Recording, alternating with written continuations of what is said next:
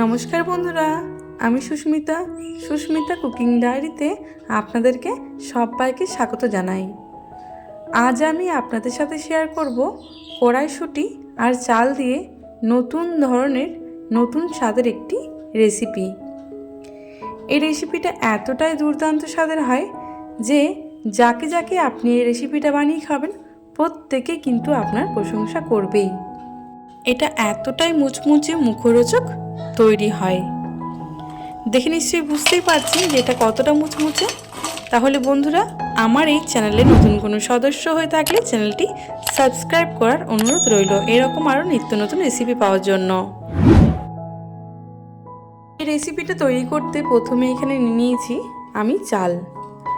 যে চালটা দিয়ে প্রত্যেক দিন আমরা ভাত রান্না করি সেই চাল নিয়েছি। এরপর চালটার মধ্যে আমি জল দিয়ে ভালোভাবে 2 থেকে 3 বার জল পাল্টে ধুয়ে নেব।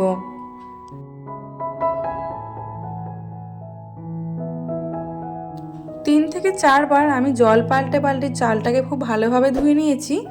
এরপর চালটার মধ্যে দিয়ে দেবো আমি জল দিয়ে আমি এই চালটাকে 30 থেকে 40 মিনিটের মতো ভিজিয়ে রেখে দেব। বন্ধুরা, 40 মিনিট পর আমি ফিরে এলাম। এখন কিন্তু চালটা আমার খুব ভালোভাবে ভিজে গেছে। এরপর এটা আমি সাইডে রেখে কিছুটা কড়াইশুঁটি ছাড়িয়ে নিয়েছিলাম। যতক্ষণে চালটা ভিজছিল ততক্ষণে আমি কড়াইশুঁটিগুলো ছাড়িয়ে নিয়েছিলাম। এরপর কড়াইশুঁটিগুলো আমি একটা মিক্সিং জারের মধ্যে দিয়ে দিচ্ছি। এরপর আমি বেটে নেব। কড়াইশুঁটিটা খুব মিহি করে বাটলে কিন্তু হবে না, একটু দানা দানা করে বেটে নিতে হবে। আর এর মধ্যে কিন্তু কোনো রকম আমি জল ব্যবহার করিনি। এরপর মিক্সিং জার থেকে একটা বাটির মধ্যে আমি কড়াইশুঁটি বাটাটাকে ট্রান্সফার করে দিয়েছি। এটাকে আমি সাইডে রেখে দেব। এরপর যে চালটা আমি রেখেছিলাম ভিজিয়ে, সেই চালটাকেও বেটে নেব। চালটা বাটার সময় কিন্তু জল দিয়ে বেটে নিতে হবে। চালটা আমার খুব ভালোভাবে বেটে নেওয়া হয়ে গেছে। খুব স্মুথভাবে বেটে নিতে হবে চালটাকে। এবার বেটে নেওয়া চালটাকে আমি কড়াইশুঁটির বাটির মধ্যে ঢেলে দিলাম। এবার আমি দিয়ে দেবো এখানে গ্রেট করা আদা। অল্প পরিমাণে আদা নিয়েছি, সেটাকে আমি গ্রেট করে দিয়ে দিচ্ছি। তবে আপনারা এখানে আদাটা বেটেও ব্যবহার করতে পারেন। এবার আমি দিয়ে দেবো এখানে কাঁচা লঙ্কা কুচি। ঝালটা আপনাদের যে যার অনুযায়ী ব্যবহার করবেন। আমি এখানে 5 থেকে 6টা কাঁচা লঙ্কা কুচি ব্যবহার করেছি। এবার আমি দিয়ে দিচ্ছি এখানে ভাজা মশলা। ধনে জিরে শুকনো কড়াই ভালো করে ভেজে গুঁড়ো করে রাখা ছিল, সেটা আমি হাফ টিস্পুনের মতো দিয়ে দিলাম। এরপর দিয়ে দিচ্ছি এখানে আমি চাট মশলা। 1/3 চামচ দিয়ে দিচ্ছি লঙ্কার গুঁড়ো। এবার আমি স্বাদ অনুসারে লবণ দিয়ে দিচ্ছি।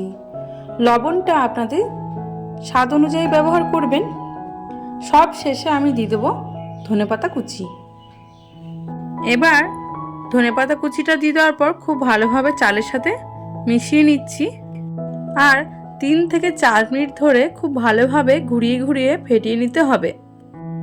বন্ধুরা, এটা যত ভালোভাবে ফেটানো হবে স্ন্যাক্সটা কিন্তু খুব মুচমুচে মুখরোচক তৈরি হবে। বন্ধুরা, আপনাদের কাছে রিকোয়েস্ট রইল আপনারা অবশ্যই কিন্তু বাড়িতে এটা ট্রাই করবেন। দুর্দান্ত লাগে খেতে। একবার বানিয়ে খাওয়ার পর বারবার খেতে ইচ্ছে করবে। তো বন্ধুরা, 3 থেকে 4 মিনিট ধরে আমি খুব ভালোভাবে এটা ফেটে নিয়েছি। এবার দেখুন, আমি গ্যাসের উপরে একটা ফ্রাই প্যান বসিয়ে দিয়েছি। ফ্রাই প্যানের মধ্যে দিয়ে দিচ্ছি রিফাইন অয়েল।